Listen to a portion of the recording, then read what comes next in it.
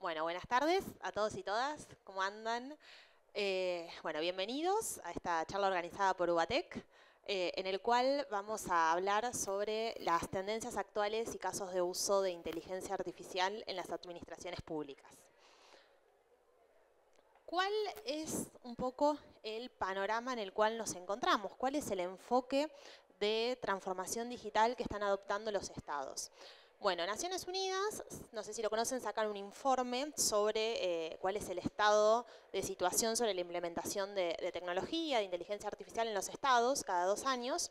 Y ya en el año 2022 marcaba que el enfoque que estaban adoptando era, obviamente, servicios digitales, participación ciudadana electrónica, el fortalecimiento de las capacidades digitales, y se incorporaban 2 nuevos ejes.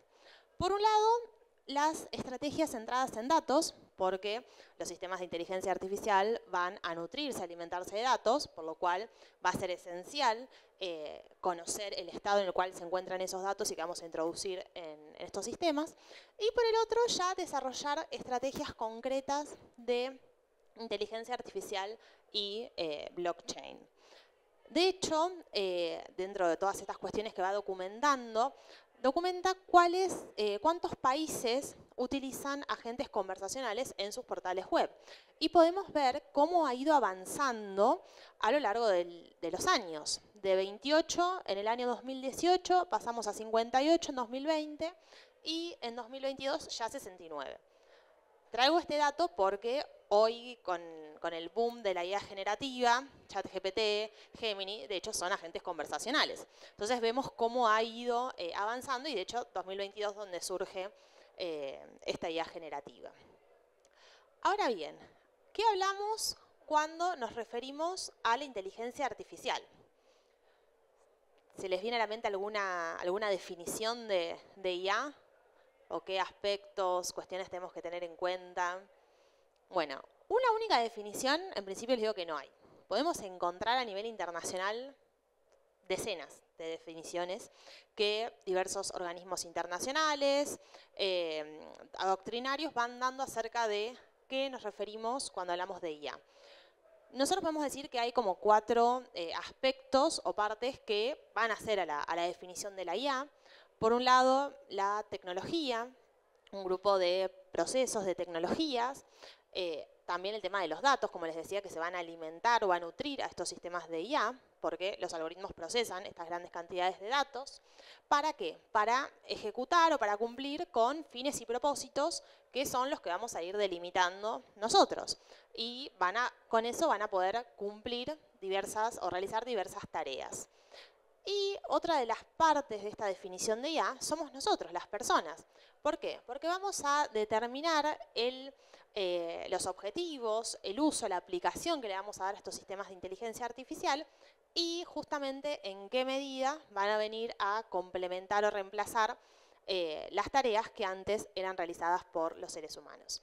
Esta es una concepción clásica de la IA, es decir, previa a ChatGPT, Gemini y todos los amigos y amigas que vienen a partir de noviembre del 2022. Pero en su concepción un poco más clásica, la IA podemos decir que estos son 4 elementos que hacen a su definición.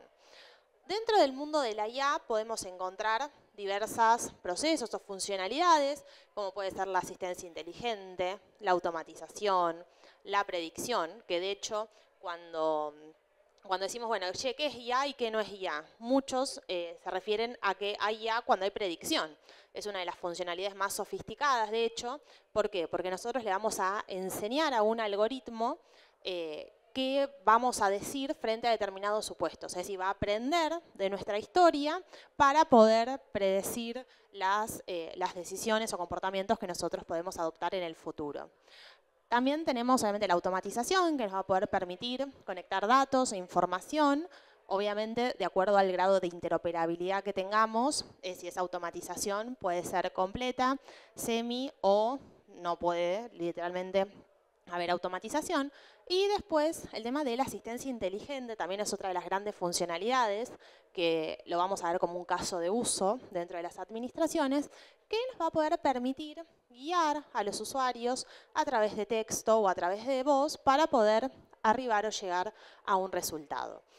Y también dentro de la IA tenemos un subcampo que es justamente la inteligencia artificial generativa, que es nuestra última tendencia y vamos a ver cómo está impactando, cómo la podemos usar dentro de la administración pública. Esta transformación de inteligencia artificial en la administración pública implica cambiar estos conceptos clásicos que teníamos, implica no seguir haciendo lo mismo que veníamos haciendo antes. ¿Por qué? Algo que nos pasaba es que pasábamos del mundo en papel, el mundo presencial, al mundo digital y replicábamos ese mismo proceso. Y ahora con la inteligencia artificial también, entonces seguimos haciendo lo mismo. Bueno, esa no es la idea, no es hacer lo mismo que veníamos haciendo antes, pero con más tecnología. Tampoco copiar y pegar estrategias o procesos, decir, bueno, hacíamos esto, ahora lo replicamos y hacemos lo otro. Sino que justamente la inteligencia artificial, y aún más la IA generativa, nos invita a repensar la forma en la cual hacemos las cosas, llevamos adelante los procesos. ¿Qué pasa con la inteligencia artificial y los datos? Como les decía, se nutre o alimenta de datos. Y muchas veces en las organizaciones públicas no contamos con grandes cantidades de datos, como sería el ideal para entrenar un sistema de IA. Nos pasa a nosotros desde el laboratorio y también desde Ubatec, que viene el programador y te dice, bueno, vos querés predecir, tráeme 600 tipos de documentos iguales a ese, porque yo le tengo que enseñar al algoritmo a que detecte ese y no detecte el otro. Y vos decís, no, para. 600 tipos de documentos no va a pasar eso. Bueno, en el sector público tenemos que poder trabajar con small data, es decir, pequeñas cantidades de datos. Y este paradigma de la small data, que es lo que se hace habitualmente, también está sufriendo un cambio a partir de la IA generativa. ¿Por qué? Porque también surge la posibilidad de crear datos sintéticos. Es decir, yo no tengo 600 tipos del mismo dato. Bueno, la IA generativa nos puede ayudar a crear esos tipos de datos. También va a ser importante crear un ecosistema de inteligencia artificial y que haya muchos actores involucrados. Muchas veces nos pasa que desde la propia organización del sector público no podemos solos, sino que podemos recurrir a la cooperación de la academia, el sector privado y la ciudadanía en su conjunto para llevar adelante toda esta transformación. Y algo también importante de incorporar IA es el tema de las predicciones que sean transparentes. Hablamos de caja blanca. Es decir, nosotros no podemos adoptar ninguna decisión en el sector público que no sepamos cómo se llegó a esa decisión. Entonces va a ser sumamente importante poder garantizar la transparencia y la trazabilidad de las predicciones que se realizan. Hablando de casos de uso concretos, es decir, hoy en día a nivel nacional e internacional, la IA en la administración pública ya es una realidad. ¿Cuáles pueden ser algunos de los casos que tenemos a nivel nacional? Chatbots de asistencia ciudadana, actos administrativos automatizados y contrataciones administrativas inteligentes. Es decir, agarré tres grandes mundos. ¿Qué tenemos dentro de los chatbots? El más conocido es Boti, por lo menos el más documentado a nivel internacional, es el agente conversacional de la ciudad de Buenos Aires.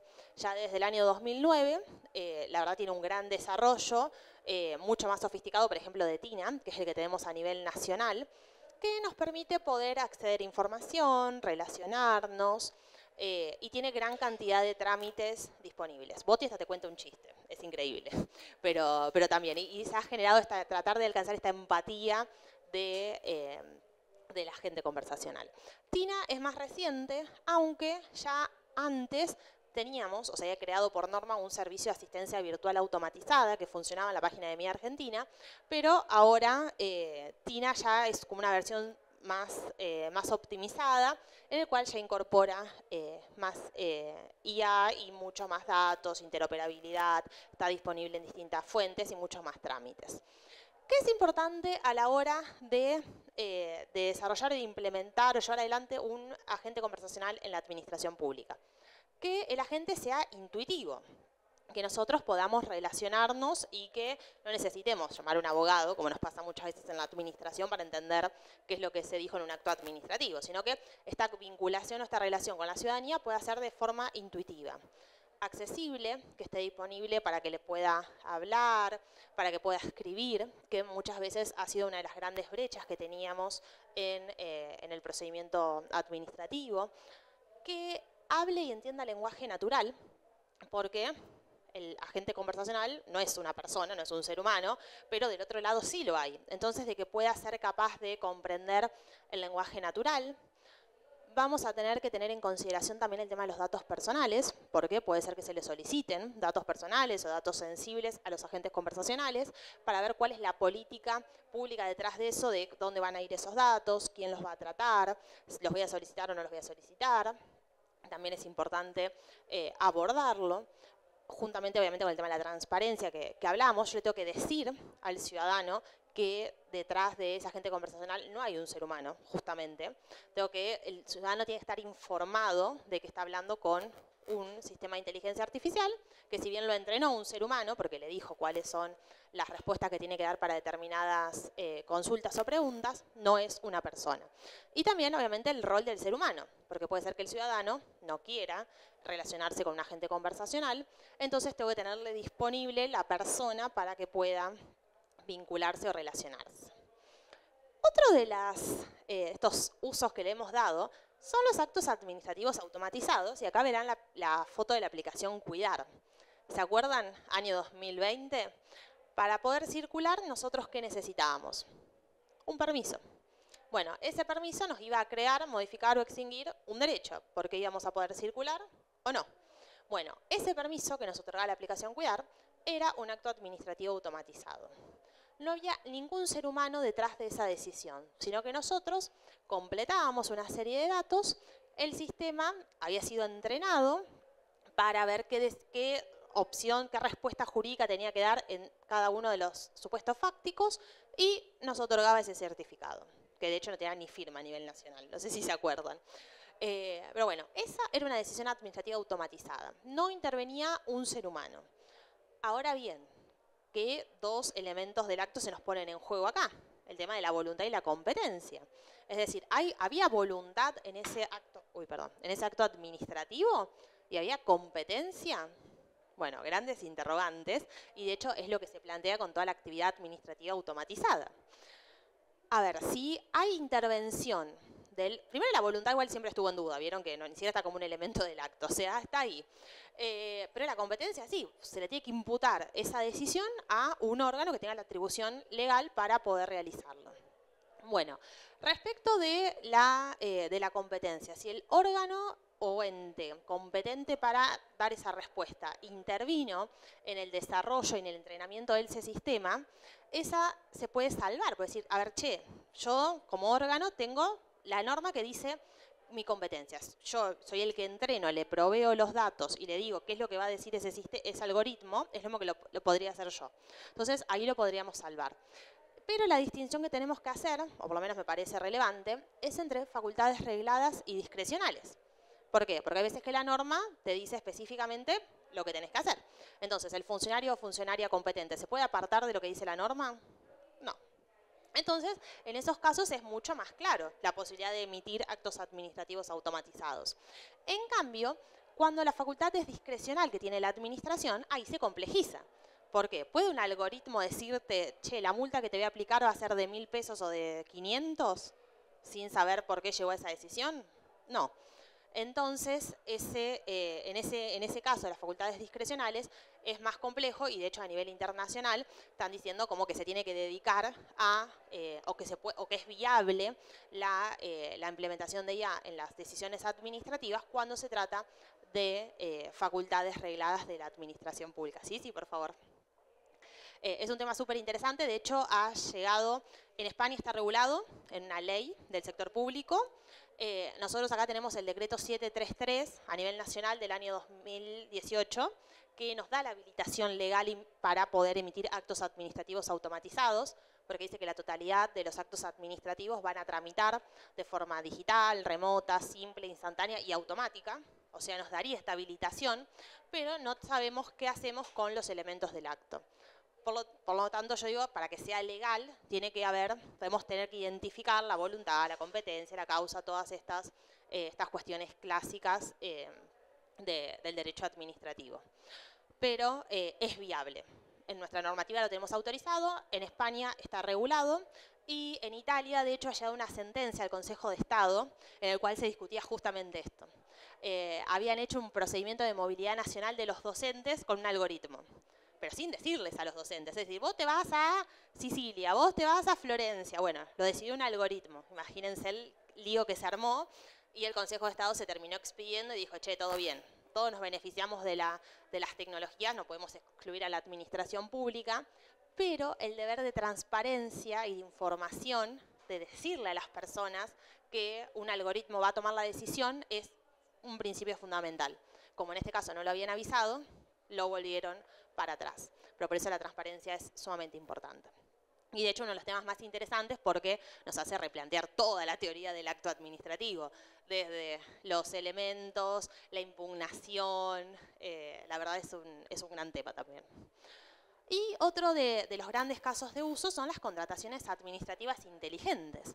De hecho, ya tenemos a nivel nacional e internacional muchos ejemplos en los cuales se usa la IA para la automatización de los pliegos de bases y condiciones, por ejemplo, para predecir documentación, porque vieron que en una contratación muchas veces tenés que analizar muchas documentaciones, somos una máquina de leer, y eso también nos va a permitir poder detectar irregularidades o riesgos en la contratación.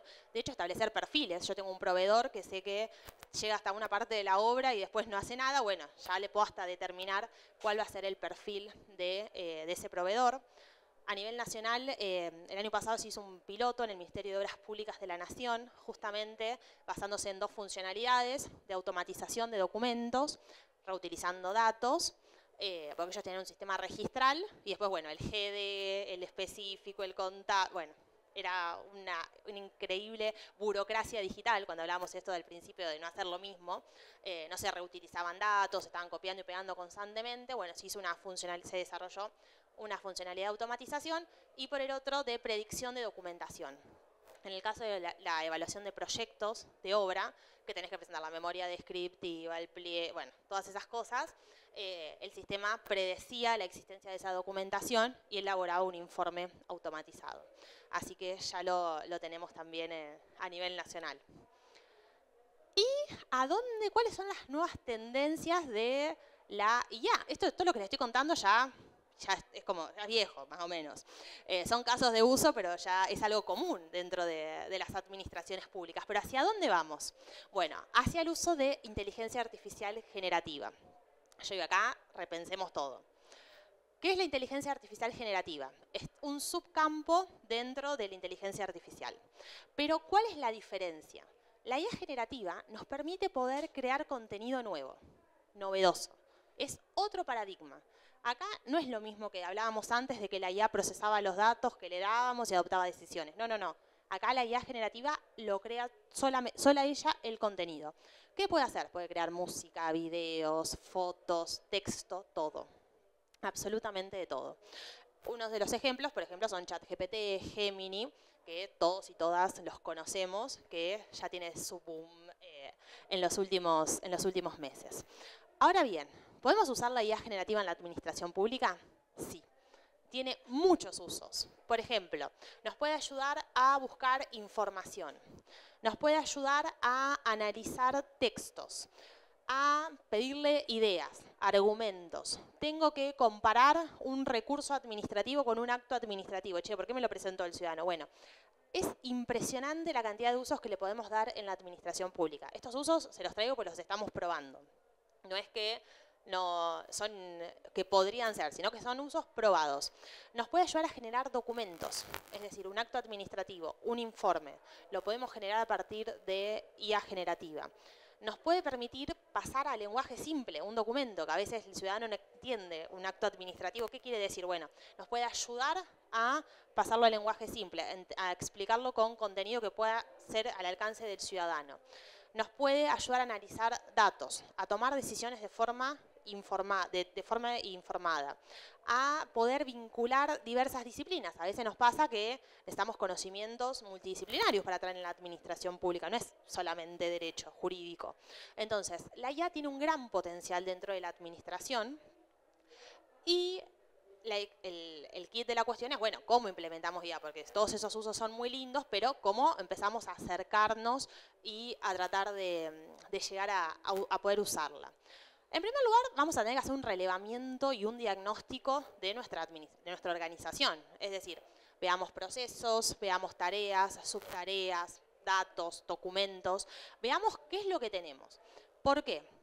Porque la IA generativa no va a ser aplicable a todo.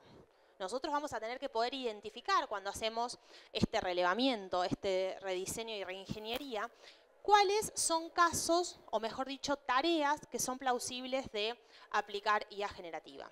También vamos a tener que analizar costos, porque hay IA generativa que es gratuita y hay otra que es paga.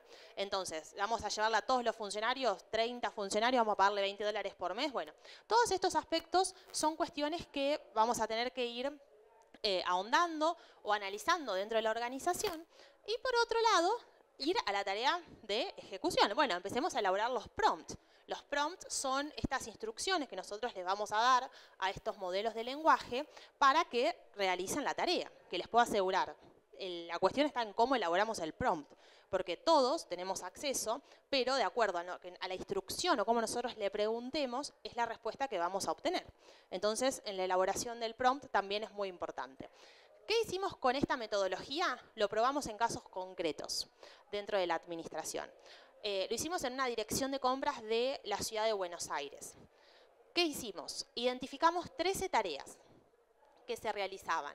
De esas 13 tareas se detectó que la IA generativa contribuyó a un 70% de reducción promedio del tiempo para realizar esas tareas.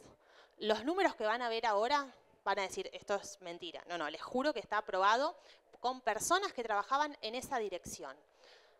Sin IA generativa, ¿cuánto puedo tardar para redactar un contrato administrativo? 60 minutos tardaban en la dirección. Obviamente eran personas que estaban todo el tiempo y que tenían la práctica. No les digo a alguien que recién arranca, que nunca hizo un contrato. Con IA generativa, 6 minutos. Redactar una resolución de adjudicación de un proceso de contratación pública. Pasamos de 30 minutos a 3 minutos. Estos son datos reales que están probados. De hecho, hay un informe sobre el impacto de la inteligencia artificial en el trabajo donde está documentado. Se los voy a acercar también a la organización para que ustedes lo puedan ver. Y son casos concretos. No es abstracto esto. Son números, métricas concretas. Por ejemplo, revisar un pliego de bases y condiciones particulares. Pasamos de 96 minutos a 25. Increíble. ¿Cuáles son las conclusiones en las cuales arribamos en este estudio? La inteligencia artificial mejora los trabajos en un promedio del 77% sin que la persona sea experta en la temática. ¿Qué quiere decir esto? Yo no sé cómo se hace, nunca hice un contrato. Bueno, tengo el prompt optimizado, puedo hacer la tarea igual y la mejoro en un 77%.